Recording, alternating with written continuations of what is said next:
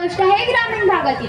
आणि ग्रामीण भागातील काशीद नावाचा पोरगा जेव्हा परदेशात शिकायला जातो तेव्हा तिथे गोऱ्या पोरी बरोबर अफेअर होतं, लफडं होतं. त्याला तिच्याशीच लग्न करायचं असतं. आता तिचे जे वडील आहेत मिस्टर जॉन ते गावात येणार म्हणल्यानंतर घरातल्या लोकांची पळापळ धावपळ सुरू होते आणि काय तयारी करायची हे बायकांचं सुरू होतं.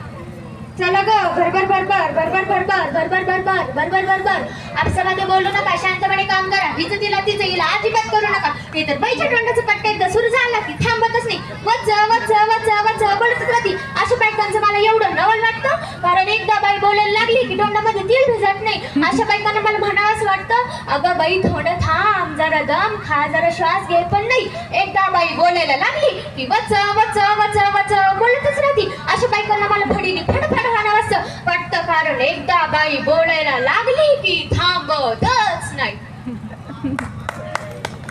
मीच बोलायले का ग?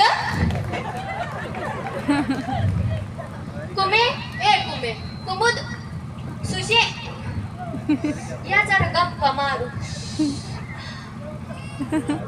अगं ते पाहुणे यायचे कळल्यापासून ना माझ्या हातापायतले त्राणच गेले. बघ कुठली वस्तू घेतली ना गोडगोडीच पडेल. आता मोरी मध्ये गेले तांब्या घेतला पटकन खाली पडला. नुसतं छाती मध्ये धड धड धड धड. कसं होईल काय होईल, कसं होईल काय होईल. अगं तुझ्या तरी छातीमध्ये धड धड व्हायले, माझ्या छातीमध्ये तर नसतं. चम चम बोलू नका ग, रात्र धोरीन संग फार. सुशे तू एक काम कर, आपल्या समजा पोट्यांना एकत्र कर, चांगला खंगळून काढ मेल्यांना. फारच घाण राहतात ग. मोटर लावा, पाईप लावा, गाड्या धुते तसे लेकरं घा. आज पोट्टे का लई गेल्यासारखे दिसले पाहिजे, नाही तर मला फार राग येतो का आमच्या पोट्ट्यांचा.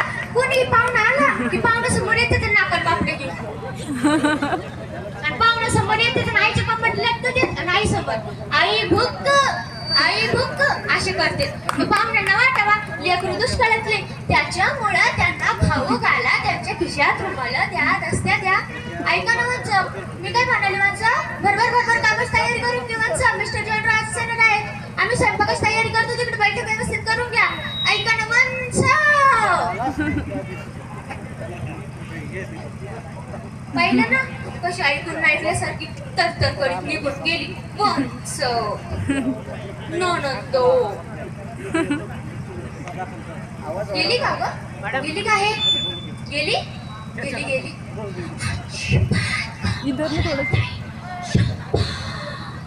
कामच करत नाही, करतच नाही. नुसती या खोलीतून त्या खोलीत, त्या खोलीतून या खोलीत गुरगुर करीत हिंडती. नुसतं किती कामाची डोंगर असले लागली.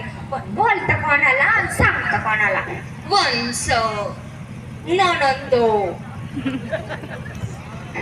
तुम्ही फार असाल, तुम्ही ही जीवंस सुद्धा अजिबात काम करत नाही. समदुःखीत बाई आपण, पण बोलता कोणाला आणि सांगता कोणाला.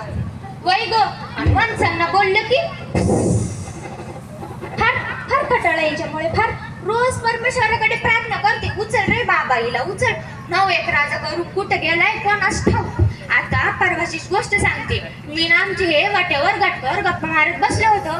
तुम्ही यांना म्हणालं, तुम्ही तुमच्या बहिणीला समजून का नाही सांगत. एखादं खरगट भांड पडलेलं असेल विसळून ठेवावं, एखादी काडी पडलेली असेल उचलून ठेवावी. आपला हक्काचा माणूस म्हणून मी आमच्या यांना सांगितलं. आपला हक्काचा माणूस कोण आहे ग? कोण आहे? आपले हे तर हक्काचा माणूस माझ्या सोडलं. चोप बोलू नको, चोप बोलू नको, चोप बोलू नको. इतकं बोलले बाई, फार बोलले. आपले तर नशीबच फुटकं, जिथं हात घालायला लागलं तिथं बोका निघालाय. तरी मी माझ्या वडिलांना म्हणलं होतं मला या घरात देऊ नका, देऊ नका, देऊ नका. नाही ऐकलं. पाठीवर फिरू म्हणले, बेटा नव्या मुंबईचा जावई ये, नव्या मुंबईचा जावई ये, नव्या मुंबईचा जावई. हा, नव्या मुंबईचा जावई. बडा घर कोकळ वासन हवा जाती बसा बसा. आली का ग? आली? घाबरते की काय? फक्त आली की सांग. हिचं कसं आहे माहिती का? कुठली घटना घडू दे, मोठीपणा स्वतःकडे घ्यायचा. काही झालं माझ्यामुळे झालं, माझ्यामुळे झालं. महाराष्ट्राला 2 मुख्यमंत्री मिळाले, माझ्यामुळे मिळाले, माझ्यामुळे मिळाले. शेतात हरभरा टररूमवर आला, शेतात हरभरा माझ्यामुळे टररूमवर. प्रमोद भाऊजी पेपरात पहिल्या नंबरात पास झाले, प्रमोद भाऊजी माझ्यामुळे पेपरात पहिल्या नंबरात पास. हिच्यामुळं हिला एसटीच्या पाट्या वाजते की, आणि तू असं उलट वाचती, पण बोलता कोणाला आणि सांगता कोणाला. अहो एवढंच काय, सुलू वंसांना लेकरू झालं. असा राग येतो ना ग मला वंसांचा, असं वाटतं मोर आली की सण आली. अगं बाई वंस. ही बायकांची तयारी करत करत अखेर लंडनला जायला निघालो. कोणी बैलगाडीत बसलं, कोणी एसटीत बसलं, कोणी रेल्वेत बसलं आणि असं करत करत अख्खं वराड ते मुंबई विमानतळावर जाऊन पोहोचलं. मुंबई विमानतळावर पोहोचल्याच्या नंतर सिक्युरिटी चेकिंग मधून जात जात जात अख्खं वराड त्या विमानापाशी येऊन थांबलं.